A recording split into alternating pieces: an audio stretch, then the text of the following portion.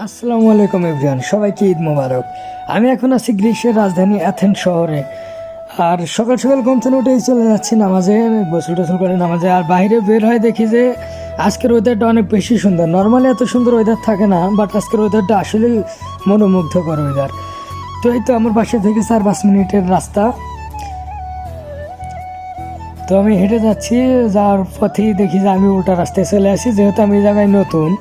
আর মাঠ কোন জায়গায় আমি এ পর্যন্ত এই জায়গায় ঈদ করিও নাই। তো এক বড় ভাই বললাম আমার সাথে এসো। তো বললাম ওকে চলেন। তো যাচ্ছি, যার সাথে সাথে বড় ভাই বলতেছেন সামনে কিন্তু থানা, খুবই সাবধান।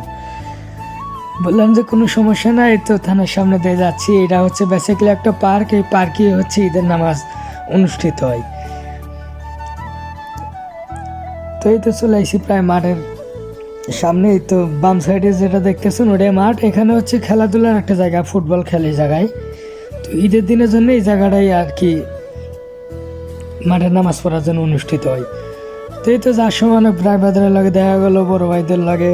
তো এই জায়গায় আসার পরে মোটামুটি একটু খারাপ লাগলো, কারণ দেশে থাকলে আব্বুর লগে মাঠে গেছি, কত সুন্দর একটা পরিবেশ ছিল। তো কিছুই করে নাই, ছেলে মানুষ মেনে নিতেই হবে। এখানে আসার পরে দেখি বেশিরভাগই পাকিস্তানি, বাঙালি খুবই কম ছিল। আর এই তো বড় ভাই বলতেছে আমি যাই নামাজ উল্টা করে পেতেছি, তুমি যাই নামাজে বসে যাও, পরে কাতার সোজা হইলে তুমি দাঁড়া যাওনি।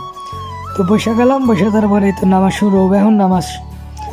তো এই তো নামাজ কালাম শেষ, এবার ইমাম সাহেব খুতবা দিতেছে। আর এখানে কিছু বড় ভাই ভিডিও করতেছিল, তো ভাবলাম আমি একটু ভিডিও করে নিই।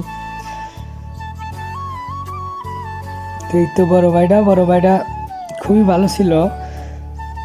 তো এই তো নামাজ শেষ করলাম, নামাজ শেষ করে সবার সাথে একটু মোলাকাত করে বের হয়ে যাওয়ার সময় দেখি সুন্দর একটা ফুল গাছ। তো বড় ভাইরে বললাম একটা ফুল ছিঁড়ে, বড় ভাই বলতেছে না, ফুল ছেঁড়া যাবো না, ফুল ছিঁড়লে পারে জরিমানা করে অনুমতি ছাড়া।